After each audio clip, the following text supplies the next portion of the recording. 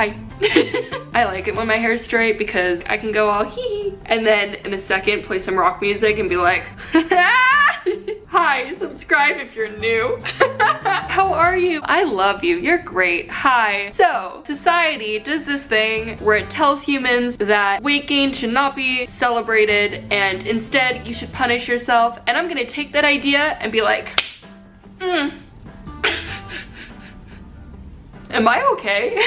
Just kidding, I'm like this in all my videos. Wanted to say two very important things. One, this is a little hard to open up about, but following Jessie Page on Instagram clears your skin. Can get you Panic at the Disco tickets. It manifests good energy. Can get you that Jessie Page merch at topic.com/Jessie Page. I'm so good at the self-promo thing now. Guys, I'm a professional YouTuber. That's totally why I make dad jokes.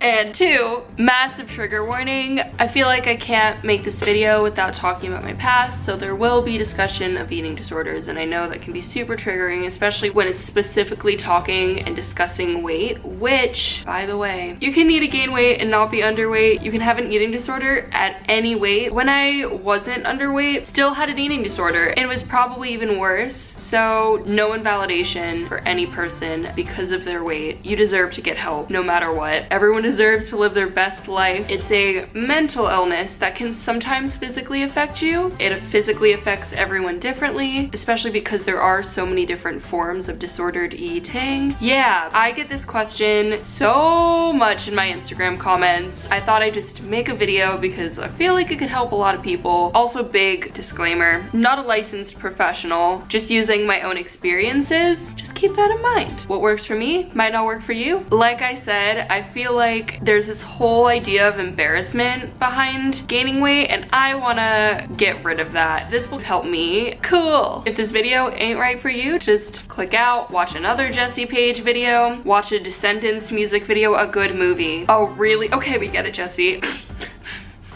Hope this video helps someone out because it's not exactly easy to talk about, but we're gonna do it. I do that because I'm nervous. At least I'm self-aware. All right, let's get into the video. Follow Jessie Page on Instagram for clear skin. Cool.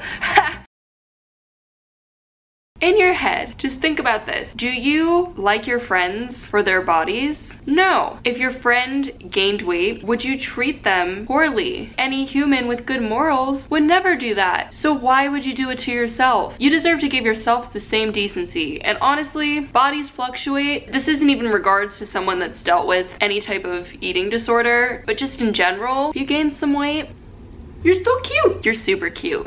And you don't deserve to torture yourself. I know, me saying this in a video, it's definitely easier said than done, but I just wanted to put that positive energy out there. I hope it sinks in for one of you, at least one person, then I'm a happy girl. Cool.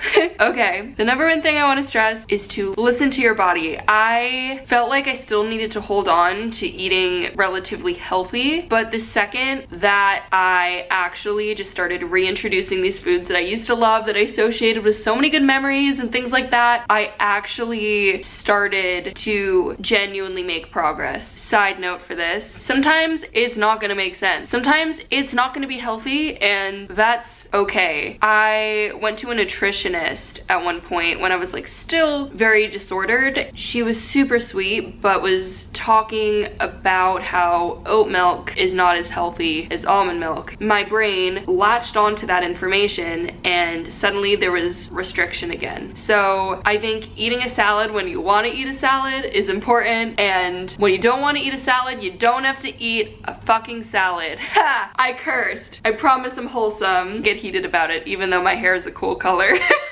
I'd go to the grocery store and I would just try to get all the healthiest ingredients, and I wouldn't buy the ice cream because I'd eat it all. But you know, maybe for a while I do need to eat it all, and that's okay. Which goes into number two, to listen to your body despite what other people are doing, which was really hard for me because for me specifically, I would get very competitive. I would compare. Getting over that has been the best thing ever. If no one else is eating and you want to eat, guess what? It's okay. Jessie, the world's not gonna end. Having that freedom is so liberating, and it was super difficult. I know it sounds silly because for certain people with a healthy relationship with food, they don't even think like that in the first place. For them, it might be hard to comprehend how that's difficult. Because it's so easy for them, they might think that's not a real valid problem, but it really is. It's a mental struggle, it's disordered, and it's hard to tackle and to challenge. But challenging that was one of the #1 things that was super helpful. It's so nice to just be able to go get Shrek waffles. Freaking humor in this video whenever I want to, despite what anyone else is doing, because I want it. Wow, I deserve self-care too. What really helps me is thinking about how I treat friends. I'm a person that's so incredibly difficult and hard on myself, and I would never be like that with my friends. I will send my friends just love letters about just how much I appreciate them, so why do I not do that for myself? If a friend eats more than me, do I think any less of them? No. So why should I do that to myself? That was the big thing that really helped me get there. I'll also talk about physically how I dealt with it, but I feel like the mental and the physical are both really important in this case. Which, by the way, physically, I had to kind of start this thing where I looked at my body very neutrally and realistically. I had to recognize it might take a really long time for me to actually genuinely love the way my body looks, but at least I have to tolerate it and take care of it and just kind of view it as like, this is a vessel, this is what carries the soul. And right now I just gotta keep the car running. It was just a very realistic way to look at it. While I'm on the way to love, I had to practice just acceptance, because after having sorry, so much hatred, I had to get to a point of just love. But there was an ad on my fireplace.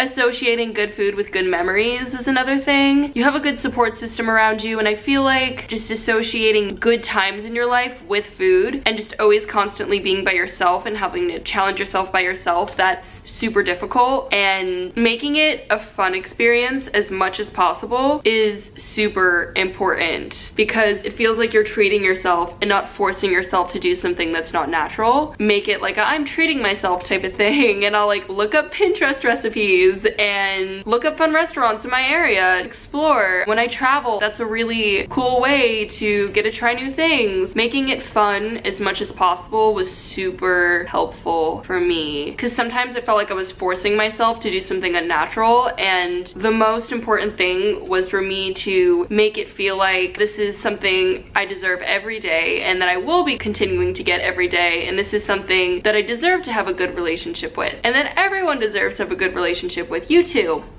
For a while, it meant not grocery shopping and eating out, which not everyone can afford to do. But for me, I put in that money because it was really fun for me to try out new restaurants. And now I'm kind of going through this phase where I really like to try out different recipes and things like that, and that's super exciting, and it just always keeps me motivated. Yeah! This is so important. Please do not hold on to old clothing that is too small on you. Do not, if you try something on and it is too small on you, do not attack yourself, which I have been there, and it is horrendous and hard, really hard, because that's when the comparison really comes in. It took a while for me to get used to the way I look now, and sometimes I forget I even look different, which is so incredible. And then I try on a piece of old clothing and suddenly I'm attacking myself. So I put this on Instagram and a lot of people really liked this. What I did was I didn't try on any clothes that I thought could even potentially be small on me. I got rid of them. I was like, mental health has to come first in this situation, and I have to protect myself over keeping any piece of clothing. And then I kept clothes that used to be too big on me. For me, personally, this worked. For other people, it might not. And I was like, wow, this is so cool. I could barely wear this when I weighed less, and now that I've gained weight, I can actually wear it. This is really cool. So I think looking at the positives and the benefits is so important. Like, I get to try out new restaurants. I get to wear clothes I never used to be able to wear. That's been really important. Just positive thinking and optimism about everything. I sometimes find myself going into like the negatives and how my life used to be better and things like that. And it's really important for me to just focus on celebrating all of the good things that come with it, because there are so many good things that come with it. So many good things. So many good things that come with listening to your body at any weight. Even if it means you're not underweight and you've just been restricting for a bit and suddenly you just get to a weight where your body is comfortable and you're comfortable, that should be celebrated. That's really cool. Yeah. So that's been a really important thing. It's genuinely been so fun for me to try out new clothes, and I also like to celebrate parts of myself that look different in a more positive way. I'm like, I like to talk about my butt a lot. It looks great. Sorry, not sorry. And if that helps me and makes me feel better, then I'm gonna do it all I want until I just fully believe it 100%. I will just go to the stores, try on dresses I can't afford, just so I can see how good my butt looks, because it does look good. Yeah,